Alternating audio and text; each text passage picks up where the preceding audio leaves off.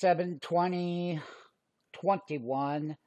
This is the closing last half hour closing bell of the NASDAQ. Now, this is where the downtrend started. We told you yesterday that that was a doji and to look for a gap up and go into resistance levels.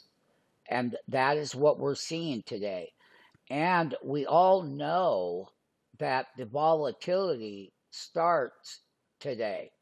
You get volatility both ways, and you do. But just let me tell you something. As we discussed in yesterday's update, go back and look. That was a doji. You would look for a gap up, upside volatility to resistance. This is where we started with this candle right here on 7/16 with that gap down doji, then the upside volatility.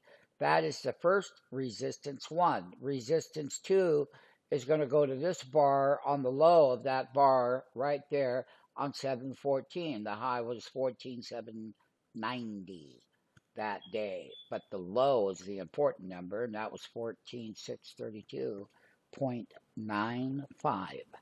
Now, one of the things that we're looking at doing is we take a look at where we had other gap downs when we started it. Then they came up, made a new high right there, down 4 days with the upside volatility. But let me caution you all something still. The daily sell signal is on top of the index, no matter what.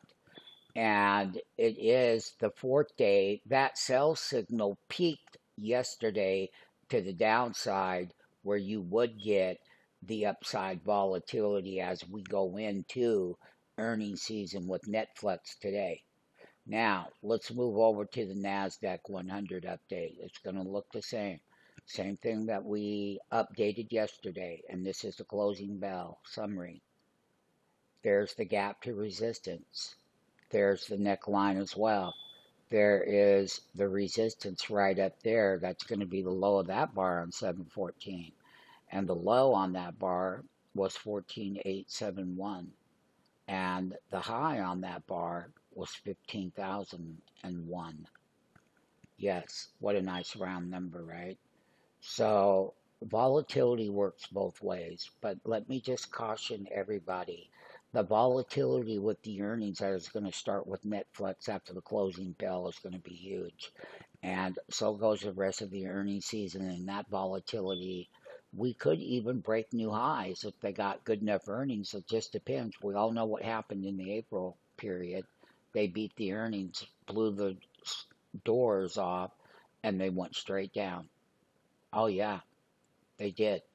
And so, as I said, volatility works with an 8-week bull run, 4-day doji reversal back up. The only issue at the moment is the daily sell signal, which means that when you do go up to the neckline, resistance will be stronger. If you have a buy signal like over here, then they rally on up, and they do. But right now, if you look at the bottom of this chart, you're going to see this sell signal right here, down here at the bottom.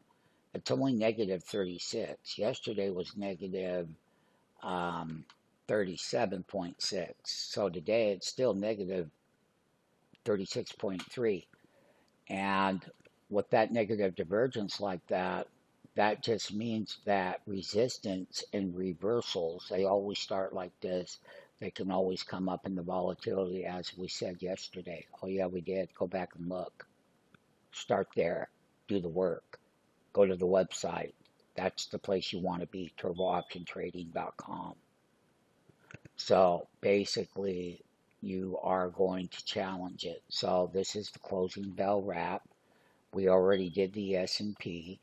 So the Russell 2000 index finally has a small move up today. Actually, it's pretty healthy, up 75 points. It was coming to that. It has not performed all year, but it's catching a nice bid today. So once again, NASDAQ 100 conclusion going into the close up 227 points. NASDAQ composite upside volatility up 271 points at the moment, or 1.57% as it is. One thing about the Dow Jones, we all know what it is going into the closing bell. It tested that 100-day moving average. And like we updated yesterday on the Dow, when it gets to that 100-day moving average, we had rallies that started from deeply oversold signals back then. And then we got daily buy signals through this whole period of that time in the Dow. And when we test it, that is spring-loaded support level going right up into resistance, only because the Dow does have minus 35.26 negative sell signal, and it does. So we just want to point this out. That's going to be resistance 1. Resistance 2 is going to fall right there. And then the top of the channel, resistance 3, would be right about up there. And so with the volatility of the earnings, with this time of the year, these markets are going to have a lot of volatility. But one thing that we're going to monitor most carefully is the actual volatility price cycle. And that means the down days, then you take the total number, and then you take the positive up day, you subtract that so you can get the weighted trend channel that one would need. And we teach you all of these things. All you have to do is sign up and master the 5 indicators. That's all you got to do. And we'll do real well with you. So once again, the market has that upside volatility. We are pointing out why resistance will be stronger only because of the sell signal. Now, one thing that we would like to say, yesterday's sell signal was minus 31.4.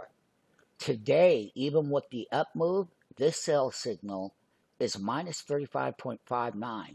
Now, that means that you're having that test on the Dow and the upside volatility. Remember, Dow was over down 900 and something points yesterday. Okay, and this is what volatility does. And the earnings season goes along with it. And it does. And this is the closing bell on the Dow Jones, my friends. Sign up for that free 5-day trial. Let's develop that relationship. Let's do that today, here, and now.